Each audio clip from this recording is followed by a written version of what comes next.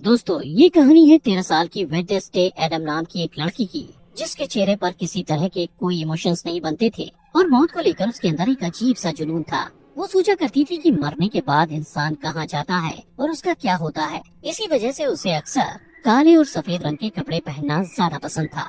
उसे देखकर सबको अजीब सा लगता, जैसे कि वो इस दुनिया की ही ना हो। तो चलिए जानते हैं कि आखिर वो लड़की ऐसी क्यों थी। तो कहानी की शुरुआत में वेडनेसडे को एक स्कूल में दिखाया जाता है, जहाँ वो अपनी डरावनी आंखों के साथ बरामदे में चल रही थी। वहीं बाकी सब लोग उसे घूर घूर कर देख रहे थे। जब वेडनेसडे अपना लॉकर खोलती है तो उसके अंदर उसे अपना भाई बंधा हुआ दिखाई देता है, जिसके मुंह में एक सेब था। वेडनेसडे उसकी रस्सियों को खोलती है कि अचानक उसे एक विजन आता है, जिसमें वो देखती है कि कुछ लोग उसके भाई को टॉर्चर कर रहे हैं। यहाँ हमें पता चलता है कि वेडनेसडे कोई आम बच्ची नहीं है और वो किसी को भी छूकर उसका अतीत और भविष्य देख सकती है। जब वेडनेसडे को पता चलता है कि स्विमिंग टीम के लड़कों ने उसके भाई को टॉर्चर किया था, तो वो 2 बैग में पिराना फिशेस को, जो बहुत ज्यादा खूंखार मांसाहारी मछलियाँ होती हैं, उनको भरकर स्विमिंग पूल के पास जाकर उन खून की प्यासी मछलियों को स्विमिंग पूल में छोड़ देती है, जिससे सारे लड़के अपनी जान बचाने के लिए पूल से बाहर निकलने की कोशिश करते हैं। तब वेडनेसडे उनसे कहती है कि उसके अलावा कोई भी उसके भाई को परेशान नहीं कर सकता। इसके बाद सीन शिफ्ट होता है और वेडनेसडे के माता पिता मोर्टिसिया और गोम्स को दिखाया जाता है। वो दोनों वेडनेसडे की हरकतों से परेशान हो चुके थे, इसलिए वो उसे नेवरमोर एकेडमी भेजने का फैसला करते हैं। इस एकेडमी में वो बच्चे रहते हैं जिनके पास कुछ खास ताकतें होती हैं और यहाँ उन्हें अपनी ताकत पर काबू पाना सिखाया जाता है। मोर्टिसिया और गोम्स भी इसी एकेडमी के स्टूडेंट्स थे, जिससे पता चलता है कि उनके पास भी सुपर पावर्स हैं। सीन शिफ्ट होता है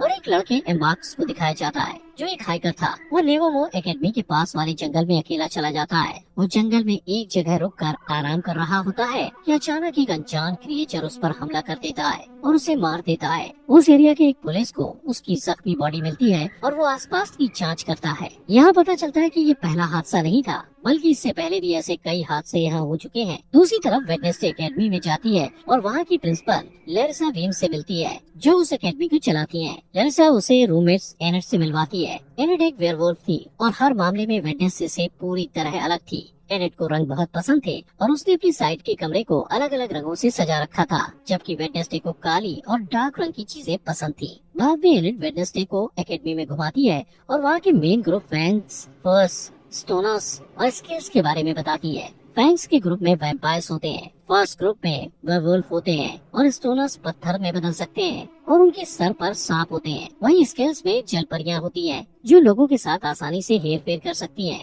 एनेट वेडनेसडे को सबसे पॉपुलर लड़की बायंसा बार्कले के बारे में बताती है, जो बहुत ही खूबसूरत जलपरी थी। बायंसा का एक एक्स बॉयफ्रेंड ज़ेवियर थॉप भी उस एकेडमी में होता है, जो अपनी ड्राइंग को असलियत में बदल सकता है। इसके बाद वेडनेसडे के माता पिता वहाँ से चले जाते हैं, लेकिन जाने से पहले वेडनेसडे के पिता उस पर नजर रखने के लिए एक कटा हुआ हाथ वहाँ छोड़ देते हैं, जो जिंदा होता है और उसे थिंग कहा जाता है। इसके बाद वेडनेसडे तलवारबाजी की क्लास में जाती है और वहाँ बायंसा के खिलाफ लड़ने के लिए तैयार हो जाती है। बायंसा और वेडनेसडे के बीच जबरदस्त लड़ाई शुरू होती है और दोनों बराबर पॉइंट पर होते हैं। इसके बाद बायंसा कहती है कि वो बिना किसी हेलमेट के ये गेम खेलना चाहती है और ये गेम तब खत्म होगा जब दोनों में से किसी एक के शरीर से खून निकलेगा। दोनों के बीच फिर से लड़ाई शुरू होती है और दोनों एक दूसरे के ऊपर वार पे वार करते हैं। बायंसा वेडनेसडे पर वार करती है और उसके सर के बाएं तरफ एक कट लग जाता है, जिससे वेडनेसडे के सर से खून निकलने लगता है। इस तरह बायंसा जीत जाती है। वेडनेसडे को चोट पर मरहम लगाने के लिए ले जाया जाता है। जैसे ही वेडनेसडे पट्टी लगवाकर बाहर निकलती है,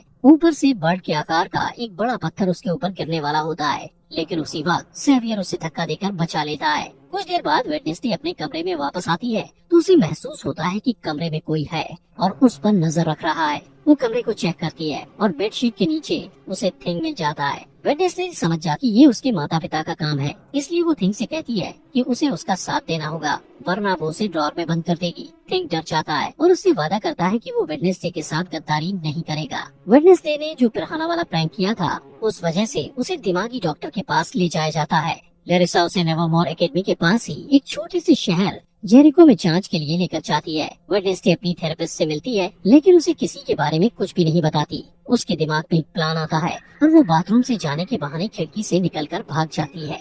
इस बीच वो एक आदमी से टकरा जाती है और उसे एक विजन आता है, जहाँ वो देखती है उस आदमी की कार एक्सीडेंट में मौत होने वाली है। वेडनेसडे डर जाती है और रिलैक्स होने के लिए कॉफी शॉप में पहुंच जाती है। वहाँ उसकी मुलाकात पुलिस के बेटे टायलर से होती है, जो वहाँ कॉफी बेचने का काम करता है। टायलर अपनी एस्प्रेसो मशीन को ठीक करने की कोशिश कर रहा होता है, लेकिन उसे कुछ समझ नहीं आता क्योंकि मशीन में जो इंस्ट्रक्शंस लिखे हुए थे वो इटालियन भाषा में थे। वेडनेसडे को इटालियन पढ़ना आता था, इसलिए वो आसानी से मशीन को ठीक कर देती है और इसके बदले में वो उसे बस स्टेशन तक छोड़ने को कहती है। टायलर के कुछ कहने से पहले ही वहाँ वो लड़के आ जाते हैं जिन्होंने वेडनेसडे के भाई को टॉर्चर किया था। वो लोग वेडनेसडे को भी परेशान करने लगते हैं। पहले वेडनेसडे उन्हें नजरअंदाज करने की कोशिश करती है, लेकिन जब बर्दाश्त नहीं होता तो वो उन्हें मारने लगती है। कुछ ही समय में लैरिसा पुलिस के साथ वहाँ आ जाती है और वहाँ की हालत देखकर उसे गुस्सा आता है और वो वेडनेसडे को डांटती है। इसके बाद वो लोग नेवरमोर एकेडमी जाने के लिए निकल जाते हैं। रास्ते में उन्हें एक टूटी फूटी कार दिखाई देती है जिसका एक्सीडेंट हो गया था और उस कार में वही आदमी था जिससे वेडनेसडे टकराई थी। उस रात वेडनेसडे वायलिन में बहुत डरावना म्यूजिक बजाती है। वो पूर्णिमा की रात थी और भेड़ियों के चिल्लाने की आवाज भी सुनाई देती है। तभी एनेट वेडनेसडे को बताती है कि वो खुद को वेयरवुल्फ में नहीं बदल सकती, इसलिए वो बाकी लोगों के साथ नहीं जा सकती थी। इस बीच थिंग टेलर के कमरे में जाता है और उसे वेडनेसडे से बात करने के लिए कहता है। टेलर डर कर उसकी बात मान लेता है और वेडनेसडे से वीडियो कॉल पर बात करता है। वेडनेसडे उसे आने वाले हार्वेस्ट फेयर में मिलने के लिए कहती है और कहती है कि वो लोग वहाँ मजे करेंगे, लेकिन असल में वो सिर्फ वहाँ से भागना चाहती थी। हार्वेस्ट फेयर में लैरिसा वेडनेसडे पर अपनी चील जैसी नजर बनाए रखती है। इसके बावजूद वेडनेसडे टेलर से मिलने में कामयाब हो जाती है। वो दोनों वहाँ से भागने ही वाले होते हैं कि वेडनेसडे अपने क्लासमेट रोवन से टकरा जाता है। रोवन तुरंत जंगल की तरफ भाग जाता है। रोवन से टकराने के बाद वेडनेसडे को विजन आता है कि रोवन जंगल में किसी के हाथों बेरहमी से मारा गया है। वो डर जाती है और भागने का प्लान बदलकर रोवन को रोकने के लिए उसके पीछे जाती है, लेकिन इससे पहले कि वो कुछ बोल पाती, रोवन अपनी ताकत का इस्तेमाल करके वेडनेसडे को पेड़ के सहारे ऊपर लटका देता है। इसके बाद वो वेडनेसडे को अपनी माँ के बारे में बताता है जो भविष्य देख सकती थी। उसकी माँ ने 25 साल पहले एक तस्वीर बनाई थी और कहा था कि वेडनेसडे नेवरमोर एकेडमी को बर्बाद कर देगी। इसलिए रोवन कहता है कि कुछ भी बुरा होने से पहले वो वेडनेसडे को मार देगा। इसके बाद वो अपनी जादुई ताकत से वेडनेसडे का गला घोटने लगता है। तभी एक भयानक राक्षस उसके ऊपर हमला कर देता है और रोवन को बेरहमी से मारकर वहाँ से गायब हो जाता है। वेडनेसडे उसकी कटी फटी बॉडी के ऊपर पड़ी हुई उस तस्वीर को उठाती है जिसे रोवन की माँ ने बनाया था। उसी वक्त पुलिस का हेड अपने पुलिस ऑफिसर्स के साथ वहाँ आता है और रोवन की बॉडी को ढूंढने की कोशिश करता है, लेकिन उसे बॉडी नहीं मिलती है। इसके बाद वेडनेसडे को पुलिस हेड के साथ दिखाया जाता है जो वहाँ हुई घटना के बारे में उसे बताती है, लेकिन हेड को उस क्रिएचर वाली बात पर भरोसा नहीं होता और उसे लगता है कि ये काम नेवरमोर एकेडमी के ही किसी स्टूडेंट का है। तभी वहाँ एक ऑफिसर आ जाता है। उसकी नजर दरवाजे से निकलते हुए रोवन पर पड़ती है जो जिंदा था। जब वेडनेसडे अपने कमरे में जाती है तो देखती है कि एनेट पीयू कप नाम की एक कॉम्पिटिटर की तैयारी में बिजी है। ये एक बोट रेस की प्रतियोगिता थी जो हर साल एकेडमी में ऑर्गेनाइज की जाती है। बाद में वेडनेसडे रोवन से बात करने की कोशिश करती है, लेकिन लैरिसा उसे कहती है कि रोवन को एकेडमी से निकाल दिया गया है, जिसका कारण वो उसे नहीं बता सकती। वेडनेसडे को शक होता है और वो प्लान बी के मुताबिक थिंग को रोवन पर नजर रखने के लिए उसके पीछे भेजती है। फिर सीन बदलता है और रोवन को एक रेलवे स्टेशन में जाते हुए दिखाया जाता है। थिंग उसका पीछा करता है। रोवन आसपास का माहौल चेक करने के बाद वॉशरूम में चला जाता है, जहाँ वो अपना रूप बदलकर एक बूढ़ा आदमी बन जाता है, लेकिन थिंग रास्ता भटक जाता है, इसलिए वो रोवन को अपना रूप बदलते हुए देख नहीं पाता। इसके बाद वो बूढ़ा आदमी लैरिसा का रूप ले लेता है। यहाँ पता चलता है कि लैरिसा ही अपना रूप बदलकर रोवन की मौत को छुपाने की कोशिश कर रही थी। वेडनेसडे के पास और कोई रास्ता नहीं होता, इसलिए वो रोवन की मौत का सुराग ढूंढने के लिए जंगल में जाती है, जहाँ उसे टेलर मिलता है जो अपने बाप का पीछा करते हुए वहाँ आया था। थोड़ी देर बाद वेडनेसडे को रोवन का चश्मा मिलता है। वो उसे उठाती है और उसे विजन आते हैं जिसमें वो देखती है कि रोवन के पास नीले रंग की एक किताब थी जहाँ से उसे उसकी माँ की बनाई हुई तस्वीर मिली थी। इसके बाद वेडनेसडे तुरंत ही अपनी क्लास टीचर के पास जाती है और उससे किताब के बारे में पूछती है। उसकी टीचर बताती है कि वो किताब पुराने स्टूडेंट्स के समाज से जुड़ी हुई है जिसे नाइट शेड्स कहा जाता है, लेकिन उस समाज को बहुत पहले ही खत्म कर दिया गया है। फिर स्कूल से जाने के बाद वेडनेसडे रोवन के कमरे में किताब ढूंढने के लिए जाती है। रोवन के पलंग के नीचे उसे एक मुखौटा मिलता है। वो वहाँ से जाने ही वाली होती है कि तभी वहाँ रोवन का रूममेट ज़ेवियर आ जाता है और उसे देख के वेडनेसडे पलंग के नीचे छिप जाती है। ज़ेवियर से मिलने उसकी एक्स गर्लफ्रेंड बायंसा भी वहाँ आ जाती है। वेडनेसडे उन दोनों की सारी बातें सुन लेता है और उसे पता चलता है कि बायंसा आने वाले बोट रेस की प्रतियोगिता में एनेट को हराने के लिए प्लान बना रही है। इसके बाद वेडनेसडे अपने कमरे में आ जाती है और बायंसा को रेस में हराने के लिए प्रतियोगिता में एनेट का साथ देने का फैसला करती है। अगले दिन एनेट और वेडनेसडे प्रतियोगिता के लिए तैयार हो जाते हैं। इस रेस में सब कुछ अलाउड होता है, इसलिए वायंसा इसका फायदा उठाती है। रेस में 4 टीम भाग लेती है और नियम के मुताबिक जो टीम तालाब में गिरे बिना डेस्टिनेशन तक जाकर पहले वापस आ जाएगी वो रेस जीत जाएगी। जैसे ही रेस शुरू होती है, वायंसा अपने एक दोस्त को इशारा करती है जो एक जलपरी थी और बाकी बोट को बर्बाद करने के इरादे से वायंसा का साथ दे रही थी। वो तालाब में कूदकर एक नाव को बर्बाद कर देती है, जिससे वो टीम तालाब में गिर जाती है और रेस से बाहर हो जाती है। वेडनेसडे और एनेट पूरी तैयारी के साथ रेस कर रहे थे और थिंग उसमें उनकी मदद कर रहा था। थिंग की मदद से वो लोग वायंसा की दोस्त को एक जाल में फंसा लेते हैं। रेस के दौरान ही वेडनेसडे को एक विजन आता है और वो अपने सामने अपनी जैसी दिखने वाली एक लड़की को देखती है, जिसके बाल सुनहरे रंग के होते हैं। वो वेडनेसडे को कहती है कि वेडनेसडे एक चाबी है, जिससे वेडनेसडे काफी उलझन में पड़ जाती है। उसे कुछ समझ नहीं आता, लेकिन जैसे ही वो असली दुनिया में वापस आती है, उसे पता चलता है कि वायंसा रेस में आगे निकल गई है। लेकिन वो हार नहीं मानती और वायंसा की चालों को उसी के खिलाफ इस्तेमाल करके ये रेस जीत जाती है।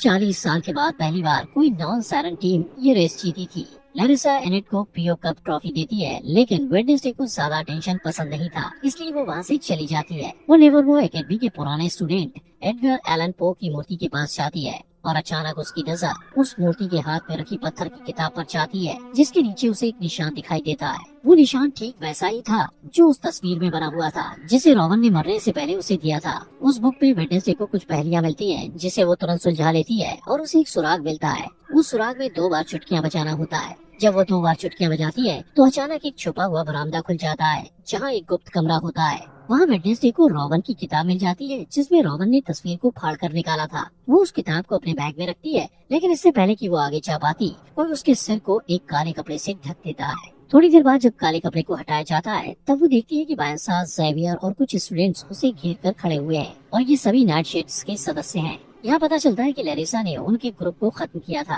इसके बाद ज़ेवियर उसे अपने ग्रुप में शामिल होने के लिए कहता है, लेकिन वेडनेसडे मना कर देती है और वहाँ से चली जाती है। इसके बाद लैरिसा को दिखाया जाता है जो आउटरीच डे के बारे में घोषणा करती है, जहाँ एकेडमी के सारे स्टूडेंट्स को शहर के आम लोगों से मिलना जुलना होता है और उनके साथ काम करना होता है। इन लोगों को नॉमीज कहा जाता है। जब वो लोग शहर पहुँचते हैं, तब वेडनेसडे ज़ेवियर को बताती है कि उसकी रूममेट की मौत हो चुकी है, लेकिन उसे इस बात पर भरोसा नहीं होता है और वो कहता है कि रोवन की मौत नहीं हो सकती, उसे बस एकेडमी से निकाल दिया गया है। इसके बाद वेडनेसडे उसे वो तस्वीर दिखाती है जो रोवन की माँ ने बनाई थी। ज़ेवियर उस तस्वीर को करीब से देखता है और कहता है कि इस तस्वीर में जो आदमी है उसने जेरिको शहर को बसाया था और उसका नाम जोसेफ क्रैकस्टोन है। थोड़ी देर बाद वेडनेसडे पिलग्रिम वर्ल्ड में जाने का फैसला करती है, जहाँ जेरिको के इतिहास के बारे में पता चलता है। वहाँ वेडनेसडे यूगिन नाम की लड़की से मिलती है, जो मधुमक्खी पालने वाले क्लब में उससे पहले मिल चुका था और दोनों की दोस्ती भी हो गई थी। वो दोनों बातें करने लगते हैं और आसपास की चीजों को देखते हैं। इसके बाद सारे स्टूडेंट्स वहाँ की केयरटेकर अर्लिन से मिलते हैं, जो उन्हें पिलग्रिम वर्ल्ड घुमाते हुए जोसेफ क्रैकस्टोन की कलाकृतियों के बारे में बताती है। वेडनेसडे को ये सारी बातें इंटरेस्टिंग लगती हैं और वो अर्लिन से उसके बारे में और जानना चाहती है। अर्लिन बताती है कि उनके पास जोसेफ क्रैकस्टोन के खेतों में इस्तेमाल किए जाने वाले औजार, खाने पीने के बर्तन और फैमिली रूम्स भी हैं।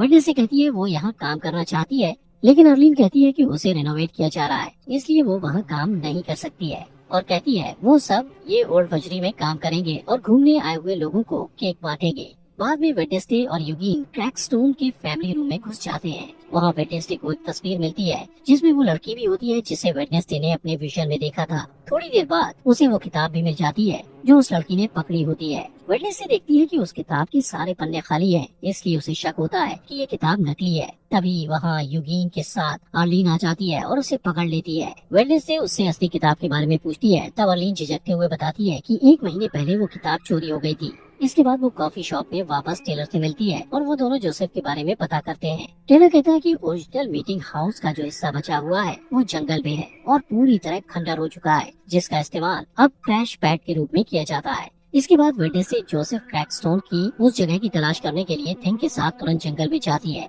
इस दौरान उन्हें एक बेघर आदमी मिलता है, लेकिन थिंग उसका दम घोटने लगता है और उसे डराकर भगा देता है। तभी वेडनेसडे को एक विजन आता है और वो खुद को 400 साल पहले के टाइम में देखती है। यहाँ वो सुनहरे बाल वाली लड़की दिखाई देती है, जिसे वेडनेसडे पहले भी अपने विजन में देख चुकी थी। उस लड़की को गांव वालों ने घेर रखा था और वो उसे शैतान की संतान कहकर पुकार रहे थे। तभी वहाँ जोसेफ क्रैकस्टोन आ जाता है और उस लड़की को गुडी एडम्स कहकर बुलाता है। वो कहता है कि गुडी एक डायन है और उसे भी उसकी माँ और दूसरे आरोपी के साथ उस खेत में मर जाना चाहिए। इसका जवाब देते हुए गुडी कही है कि जोसेफ ने उसकी जमीन हड़पी है, बहुत से निर्दोष लोगों की जानें ली है और उनकी शांति छीनी है। जोसेफ को गुस्सा आता है और वो गुडी को थोड़ी देर तक घूरता है और फिर उस खेत में आग लगा देता है। गुडी अपनी माँ को बचाने की कोशिश करती है, लेकिन उसकी सारी कोशिशें बेकार हो जाती हैं। जब कोई उम्मीद नहीं बचती तो वो एक गुप्त दरवाजे से निकलकर वहाँ से भाग जाती है। वेडनेसडे वहाँ छुपकर ये सब कुछ देख रही थी। गुडी जल्द ही वेडनेसडे के पास आती है और कहती है कि जोसेफ अपनी ये लड़ाई तब तक नहीं रोकेगा जब तक वो सबको मार नहीं देगा। इस खुलासे के बाद वेडनेसडे असली दुनिया में आ जाती है। वो थिंग को सब कुछ बताती है जो उसने अभी अभी देखा था। उनकी बात खत्म भी नहीं होती कि अचानक उन्हें वही भयानक राक्षस नजर आता है जिसने रोबन को मारा था।